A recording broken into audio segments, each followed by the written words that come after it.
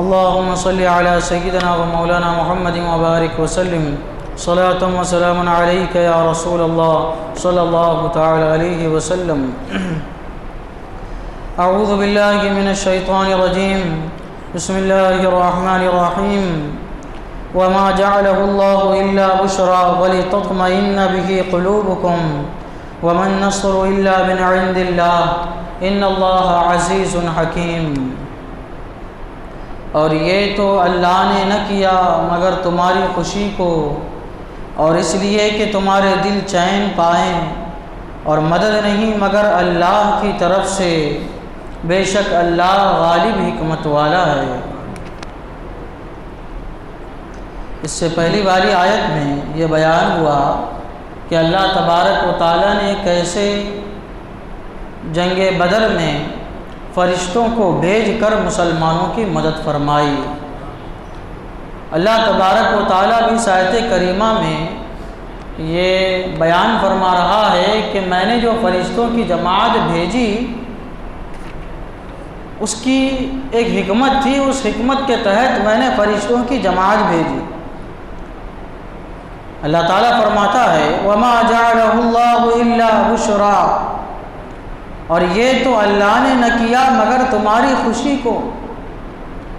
یعنی یہ کہ میں نے جو فرشتوں کی جماعت بھیجی 1000 2000 2000 5000 کے قریب فرشتے آئے، یہ میں نے تمہاری خوشی کے خاطر بھیجا ہے.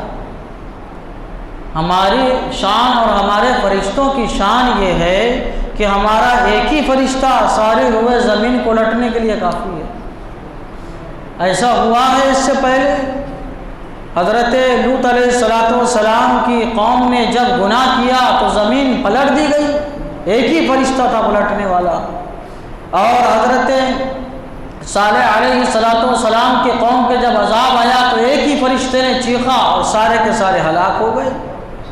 یہ ہمارا ایک ہی فرشتہ، ہمارا ایک ہی حکم لوگوں کو برباد کرنے کے لیے کافی ہے، ہلاک کرنے کے لیے کافی ہے. ہم نے یہ جو فرشتوں کی جماعت قطار در قطار بھیجا ہے، ہم نے محض تمہارے خوشنودی کے خاطر بھیجا ہے کہ تم جب یہ سنو، یہ مژدہ سنو کہ ہماری جنگ میں فرشتے حاضر ہونے والے ہیں، فرشتوں کے ذریعے مدد آنے والی ہے، تو تمہارے مرجائے ہوئے دل کھل اٹھیں گے اور تم کو اپنی فتح کا یقین ہوگا اور ان کی شکست کا یقین ہوگا. اس لیے ہم نے تمہاری خوشخبری کے لیے فرشتوں کی جماعت کو بھیجا ہے. اور فرماتا ہے ہم نے کیوں بھیجا؟ وَلِتَطْمَئِنَّ بِهِ قُلُوبُكُمْ، اور اس لیے کہ تمہارے دل چین پائے. یعنی حقیقی طور پر جب تم فرشتوں کی جماعت کے بارے میں سنو گے اور فرشتوں کی جماعت کو دیکھو گے، فرشتوں کو دیکھو گے تو تمہارے دل اس سے سکون پذیر ہوں گے، سکون حاصل ہوگا، تمہارے دل کو اطمینان حاصل ہوگا. اطمینان یہ سب سے بڑی فتح ہے. کسی پر اطمینان حاصل ہو جانا، یقین حاصل ہو جانا، یہ سب سے بڑی فتح ہے. تو یہ تمہارے دلوں کو اطمینان دلانے کے لیے، یقین دلانے کے لیے کہ تمہاری فتح ہے، اس لیے ہم نے فرشتوں کو بھیجا. اور بھی وجوہات ہیں فرشتوں کو بھیجنے کی. اللہ تعالیٰ نے فرشتوں کو بھیجا تاکہ فرشتے جب میدان بدر میں آئے تو میدان بدر میں حضور صلی اللہ تعالیٰ علیہ وسلم کی رفاقت میں ان کو یہ اعزاز ملے کہ انہوں نے حضور صلی اللہ علیہ وسلم کی رفاقت میں جنگ لڑی. اور ان کے آنے سے حضور صلی اللہ تعالیٰ علیہ وسلم کے صحابہ کو اعزاز ملے اور یہ کہے کہ ہماری جماعت وہ جماعت ہے کہ جب ہم لڑائی کرتے تھے اور جب ہم جنگ لڑتے تھے تو فرشتے ہمارے ساتھ لڑتے تھے.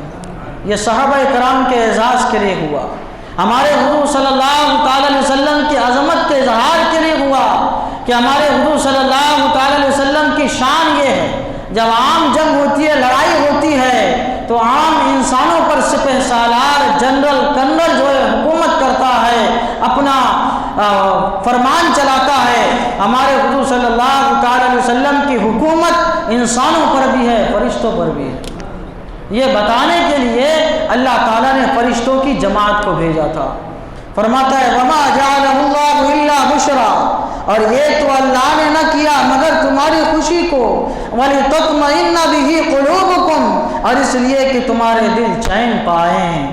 اللہ کی کیا شان ہے، سبحان اللہ۔ اللہ فرماتا ہے وَمَن نَّصْرُ إِلَّا مِنْ عِنْدِ اللَّهِ، اور مدد نہیں مگر اللہ کی طرف سے۔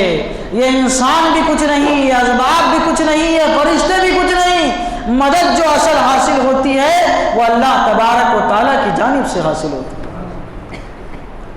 صحیح مدد اور اللہ تعالیٰ کا ارادہ جب ہوتا ہے، اس کی رضا جب ہوتی ہے، تو پھر اس کو فرشتوں کی بھی ضرورت نہیں ہے، اس کو انسانوں کی بھی ضرورت نہیں ہے، اس کو کسی چیز کی ضرورت نہیں ہے۔ کیوں؟ کیونکہ اللہ تعالیٰ فرماتا ہے ان اللہ عزیز حکیم، بے شک اللہ غالب ہے۔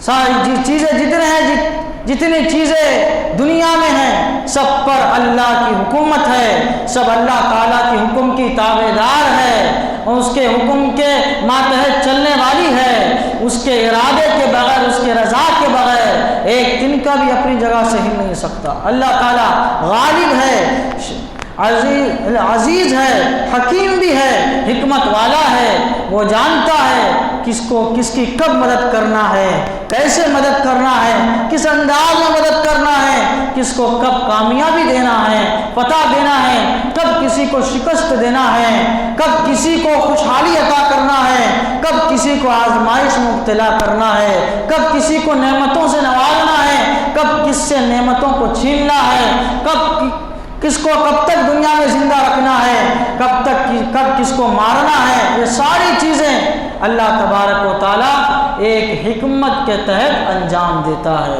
کیونکہ اللہ تعالیٰ کیا ہے؟ حکیم ہے، حکمت والا ہے۔